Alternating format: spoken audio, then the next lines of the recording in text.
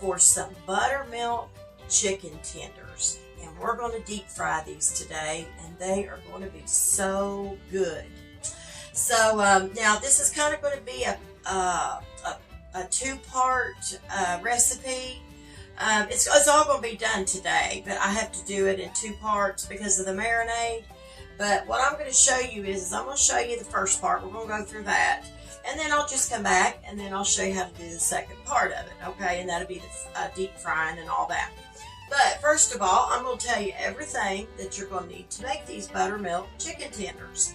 First of all, of course, you're going to need some chicken breast. Now, it's totally up to you how many pieces of chicken breast you want to use. If you want to buy the pack that's already been cut up into the chicken tenders, you can do that as well. And it does sometimes make things a little bit easier, especially if you're, if you're in a hurry and you just don't have that extra time to stand in the kitchen and cut up the chicken breast. So those would be okay too. Now, I'm only using one large chicken breast because it's just my husband and I, and we don't need a lot of the chicken tenders fried up. So we're going to fry a few, what we can eat. You're going to need some plastic wrap too, just to cover your chicken breast if you are pounding it down to thin it out a little bit. That way nothing flies out, into your kitchen. Then you're going to need, all you're going to need for this part is you're going to need some buttermilk, okay? I use the whole buttermilk, especially when I'm making something like this. It just ain't nothing no better. And in cornbread, I always use the whole buttermilk as well. So, all right.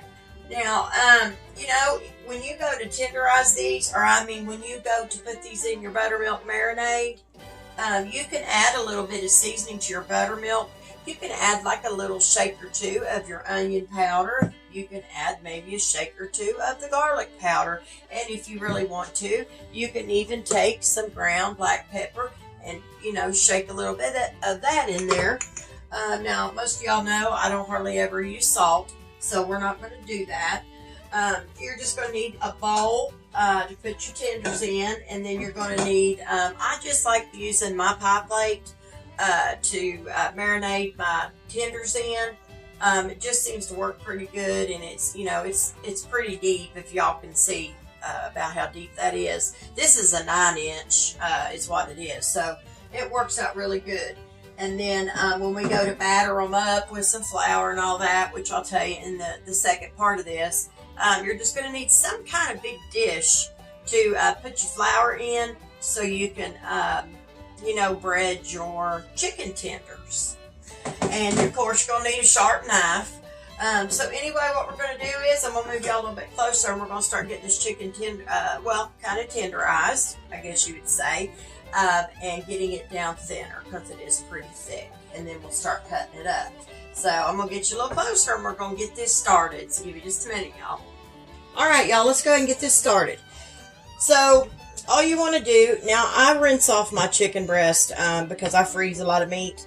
So I rinse it off when I bring it out, and I wrap it in saran. Anyway, I cut the fat off of mine. If y'all can see, I don't have no fat on here. There might be a little piece here and there when I go to pound it down. But that's how I do mine. You do yours however, you all like them. But I just don't like to leave the fat and stuff like that on my chicken breast. And just give them a rinse.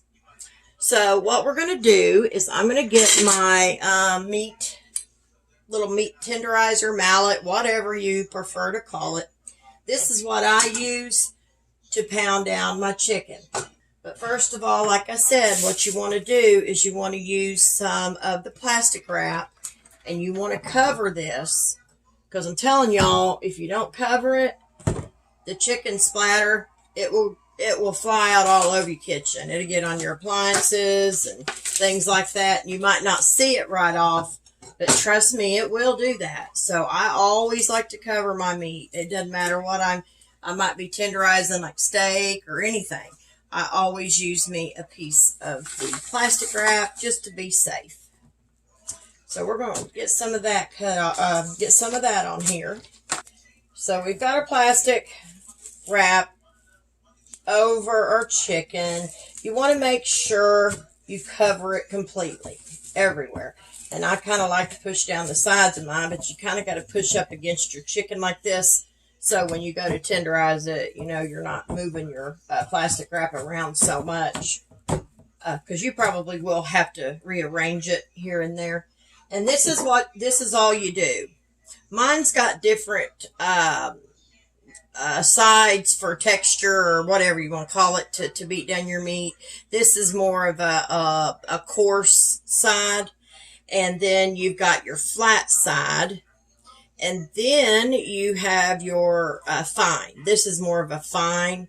And I use this. But now with this big of a piece and as thick as it is, I will go ahead and start out using my coarse side of my tenderizer, because it does help to get it down, you know, a little quicker. And then once I see it's getting down there, then I kind of, you know, I move it around and then I go back to my my fine side of it. So that's just how I do it. And when I start out, I should have a little hand towel or a large hand towel under my cutting board because it makes so much noise. But I'm just going to give you guys the idea of it. I'm not going to bore you with this. But I just take this and I just start pounding on the top of it, kind of like this, right? Let me see if I can hold this down. I just kind of start pounding on it like this. You don't want to do this super rough, okay? It takes a minute to get it down, but you do got to put some kind of force into it, you know, in order to get it down. But you don't want to sit just, you know, just kill it, right? So that's basically how I do it. And if I think the coarse side's too much, then I'll just go over to my fine. So that's how I do it, y'all. And as y'all seen, I just go around it like this, and I keep, you know, patting it down until it gets to the thinness that I like it. So when I get done with this, I'll be back. And I'll show y'all how I cut my chicken breast up to make my chicken tenders. So give me just a minute. All right, y'all. So we're done with that. So I just take my wrap off, throw it in the trash. I'm going to take my knife, and I sharpened it, and it is really sharp. I'm going to loosen that up because it can stick down on the cutting board sometimes when you pound them like that. So you can cut your chicken breast however you want to cut it to make your chicken tenders. When I'm cutting chicken breast to make chicken tenders, I always want to cut it against the grain. Okay? You never really want to cut your meat with the grain. So I'm just going to start it out like this and just cut smaller pieces. It's totally up to you how you want to do it. But that's just how I'm going to do it. And I'm going to start down here. And I'm going to cut this little end off. And I'm going to cut it off about here. So I'll turn it this way. Maybe y'all can see a little bit better. So I'm going to start cutting them about right there. That'd be about an inch. So that's how I'm going to do it. And like I said, you always want to cut against the grain of your meat. So that will be our first tender. And actually, that's pretty good. That's perfect to me. I like it. So that's what we're going to go with. And then that's all I'm going to do. I'm going to continue to cut this, you know, but you do it however you want to do it. So I'm going to stay right about an inch apart and do it. Give or take. Now, y'all, I can't be perfect at it, but I'm going to try to do the best I can. And then we got another one. And that's all I'm going to do right now is just cut this. And we'll have chicken tenders here in just a minute. All right. I've got all of my chicken breast cut up into tenders. And so they are ready. So all you're going to do here is you're going to take your tenders. You're going to transfer them over into like a pie dish or something big enough. A little small casserole dish or something. You want something big enough to where you can get them all in there good. And just kind of, you can push them up against one another. I kind of got them a little bit too far apart. Just put them in there. That's all you got to do, y'all. Nothing really special. Just pick them up, put them in there. I'm trying to use a fork so I don't have to, you know, get my hands dirty again from the chicken. And I always wash my hands very well, y'all, when I'm working with meat. That's my number one thing with any kind of meat. I try to be very safe with it. So once you get them transferred over to your pie dish or whatever you use, like I said, we're going to take some buttermilk. You're going to shake that buttermilk up really good because buttermilk settles. Now take your buttermilk. And this is what I can tell you about this. There's really no certain measurement here. Pour it on top of your chicken tenders. You want them to be covered.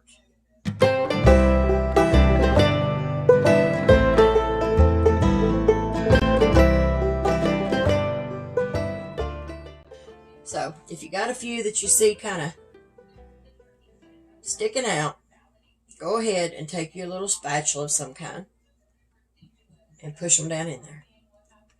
Now, like I said earlier, you can use a little garlic powder and onion powder and all that if you want to in your buttermilk. I'm not going to do that. I've changed my mind on that. I was going to, but I'm not going to. I just want them to marinate in that buttermilk for a little bit.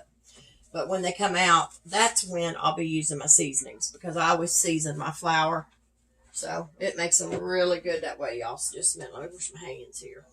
All right, what we're going to do now is we're going to take our tenders that is soaking in our buttermilk. And I'm going to take these and I'm going to put them in the refrigerator. And I'm going to let them marinate for, I'm going to try to let them marinate for at least 45 minutes to maybe an hour if I can. We'll just have to see. I'm telling y'all, now I know some of y'all thinking, Lord, that's wasteful on buttermilk. But listen, I need to use that buttermilk up anyway. And this makes some of the best chicken tenders, I'm telling y'all, you will ever eat. They are so good when they're soaked in buttermilk. But you need to let them marinate for, like I said, for at least 45 minutes to an hour. And I'll tell you another good thing you can do, and I've done it.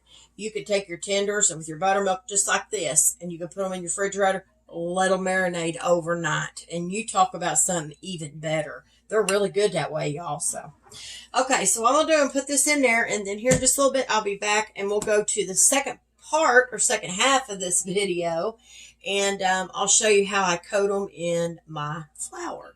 So I will be back here shortly. All right, y'all, so I am back, and we're going to do the second half of this, and this will be the last. So I had my chicken tenders that we cut up earlier. I had them in the refrigerator, like I told y'all, and they have been soaking. I haven't done anything to them. They've been soaking in this buttermilk to marinate. I'm telling y'all, these are going to be delicious. I did let them marinate for an hour. So the buttermilk, you will see in your tenders, it will kind of thicken up a little bit. I like to take me a little spatula, and I like to kind of move them around in there some. I want to loosen them up a little bit in there so I can get a hold of them when I go to batter them. So what I'm going to do with these is I'm going to set these over to the side, okay? So what you're going to need to batter your chicken tenders, you are going to need some of the all-purpose flour. That's what I prefer to use when I'm battering, like for fried chicken or chicken tenders. I like to use the all-purpose. You can use the self-rising if that's all you have on hand. I mean, it'll do okay, but I just like to use the all-purpose. I think it does a little bit better. It doesn't make everything so, I don't know, so puffy-like, I guess you'd say. So you need to have some kind of dish to put your flour in, and you need something big enough so where you can turn and toss and coat, your chicken tenders.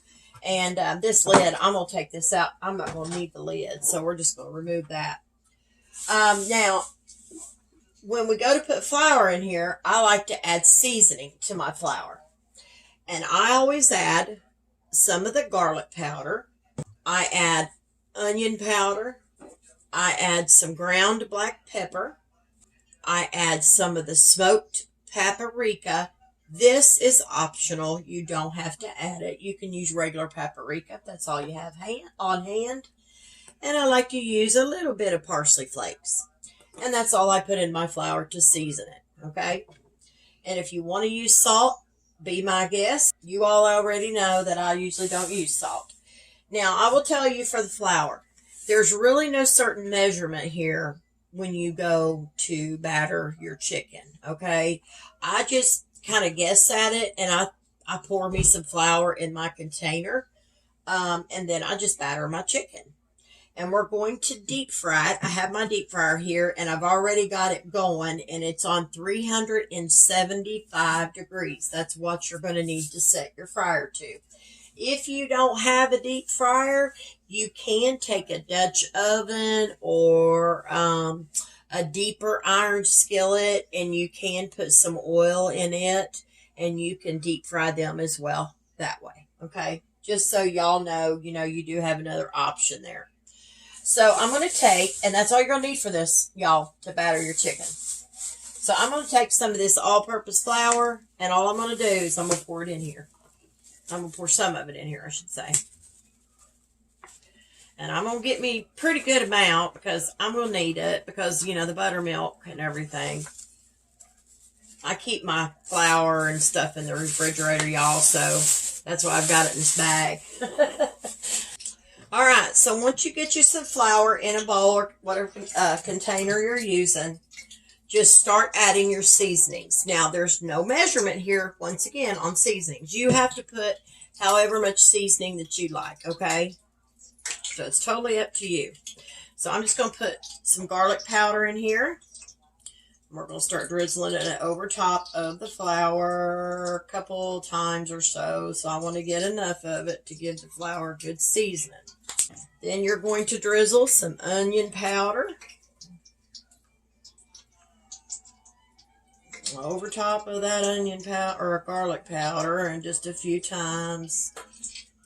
Then you're going to use some ground black pepper, and you're going to drizzle it over as well. We're not going to do as much of this because I'm not looking to make it hot. And then we're going to use some of the organic smoked paprika. And this don't have a little shaker on it. So what I normally do is I put it out in my hand like this. Now, you don't want to use too much of this because this seasoning is loud. So you want to be a little careful with this, okay? So I'm not using much of that. And lastly, you're going to put you some parsley flakes. And if you don't have any parsley flakes, don't worry about it. You don't have to use those either. But I would try to use the onion, garlic, and the black pepper in it, okay? So we're going to sprinkle a few of these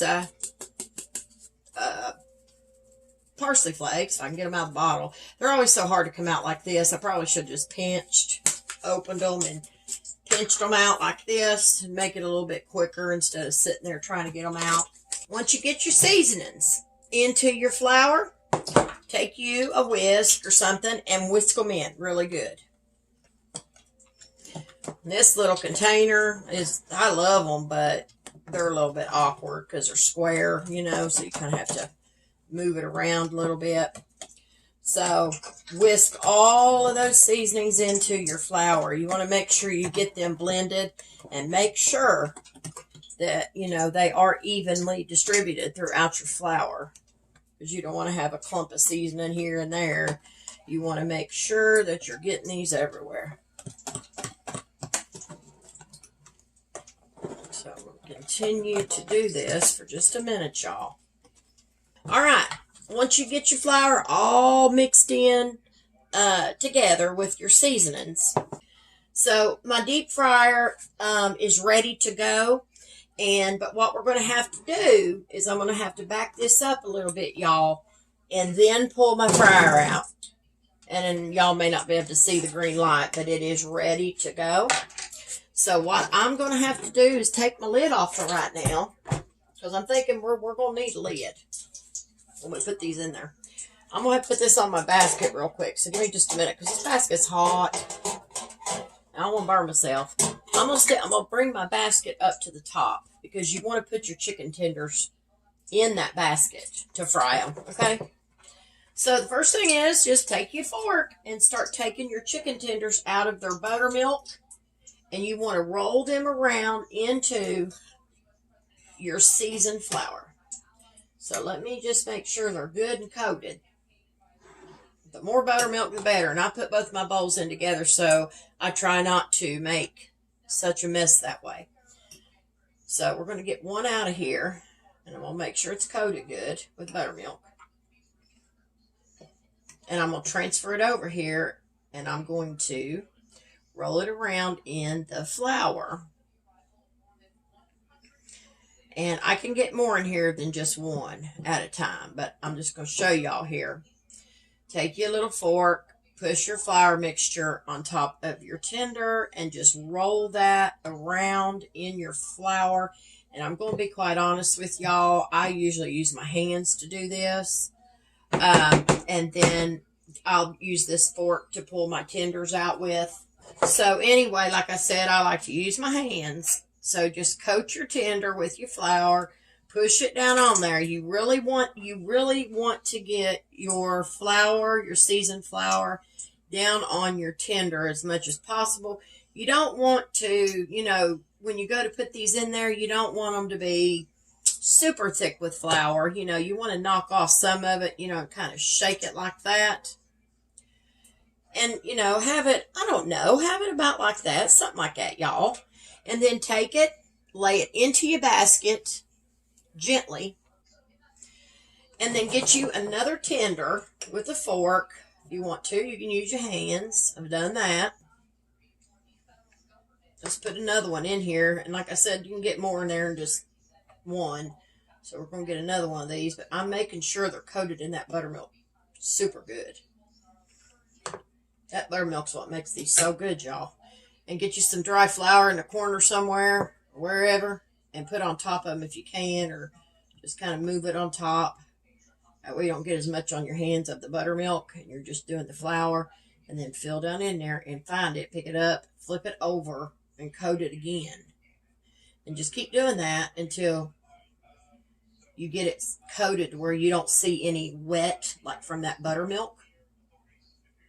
And this is one of the easier chicken tender recipes, y'all. This is one of my, I didn't get this from nobody. This is just something that I do. And this is just how I do ours. So, but I like to make sure that all that wet is coated with flour. I don't like to have any of that left, the wetness. I want to cover that because I'm trying, what you're trying to do here, y'all, you're trying to hold that buttermilk in there because that buttermilk gives them such a good flavor. But shake it off a little bit. You might have a little bit of spots there, but you don't want a lot. Put you another one in your basket. I kind of rake my hands off, and then I get my other one. And I would say this is probably all we're going to be able to fit in here is these, because I don't think I'm going to have room to do more. You don't want to overfill your basket with them because you want them to cook good. And so I'm telling you, they're going to be really good. And this one here, I think I've got an end down here kind of hanging off. Not going to hurt a thing. But get that wet. Make sure you get that wet covered with your seasoned flour. Shake off the excess. Okay? And then put it over here in your basket gently.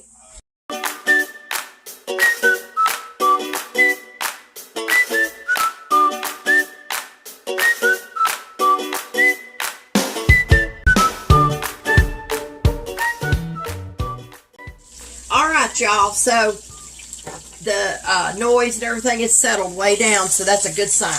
Usually when they calm down like that, that's an indication they're probably getting about done. But now I like to flip mine. We'll flip these back over for just a minute and let them cook just a minute, because I can tell you by looking at them, they're done. Yummy. Look at that, man.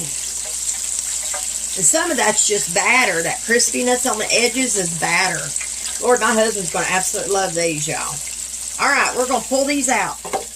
Then is when we are going to check our temperature. They should read 165 inside, the internal temperature. That one's already, if y'all know if y'all can see that, it's at 186, 195. That tells me if they go over 165 right off, y'all, I know they're done, because this is already reading 200.1. And I know the other ones is going to read about the same. You don't want to get them, you know, make sure you don't go all the way through with your thermometer because that'll give you an inaccurate reading. And this one's going to pop over to 200.1, 0.6. So we know that one's done. And then we're going to give this one a check. This one's a little thinner. And it popped up to 193. It's going to go too. So these are done. I'm going to get my tongs. And we're going to transfer them. Look at that. Oh my goodness. Man, that is going to be absolutely delicious. That's trying to hold it up right so y'all could see the actual color of it, because lighting sometimes is weird. There's that one. I can already tell y'all what's fixing to happen. My husband knows I'm cooking these, and I can tell you right now he's going to be in here, and he's going to get one of these. So that's just the way it works around here, y'all. I'm going to tell you. Yum. I cannot wait already. Look how crispy them are. And they're really going to be good and battered in the buttermilk. So I'm going to set these to the side, and I'm just going to put some more in here.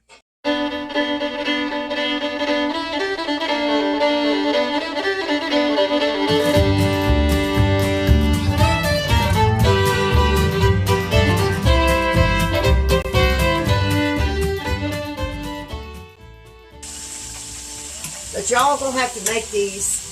I'm telling you, you will absolutely love them. Love them, love them. Let me put it to you this way. We fixed those we fixed those 3 of them, you know, y'all seen I put out on that fire plate. Well, let me show you the fire plate. They're gone, y'all. And that's because they're so good. So, anyway, I'm going to let these fry, so I'll be back here, though, in just a minute. But remember, once they fry a little bit, shake your basket so you can loosen them up a little bit, because they may try to stick just a little bit. Just shake that basket just like this, just to help kind of loosen them. So I'll be back shortly. All right, y'all, I'm going to flip these over just like this, let them drain out on the other side. I got these a little bit too done, but I about forgot about them, y'all, so... Anyway, these are done, and they're a little more crispier than the others, but that's all right. They'll be all right. They look good. They look delicious. So we're going to put these out. And these last ones I've got, I have done floured them, so they're ready to go in, but there is those, and don't them look good? I'll show y'all kind of what they look like. See all that crispy stuff right here? That's batter, is what that is. That's the flour and the buttermilk batter. So, boy, that's going to be so good. I'm telling y'all, that's exactly what all-purpose flour will do for you, right there. Self-rising just does a little different. It puffs things up more because it's rising. It's self-rising. That's why they call it that. So, I've got these other ones in the flour, and we're going to go and put some of these in. I'm sure I can't get them all, but we're going to get some of them.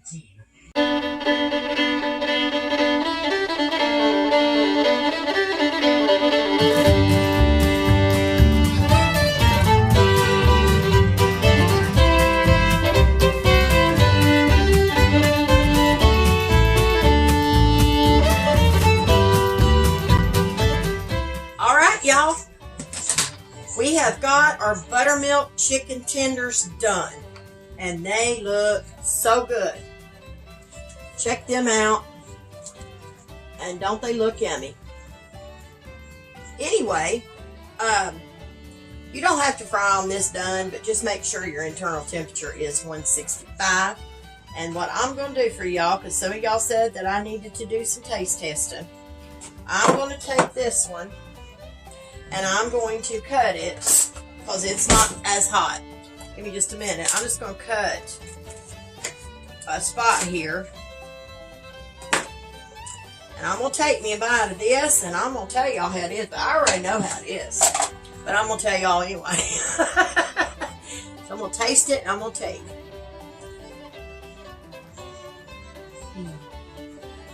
Goodness. Don't be talking mouthful, y'all. Excuse me, but You can't get nothing no better than that.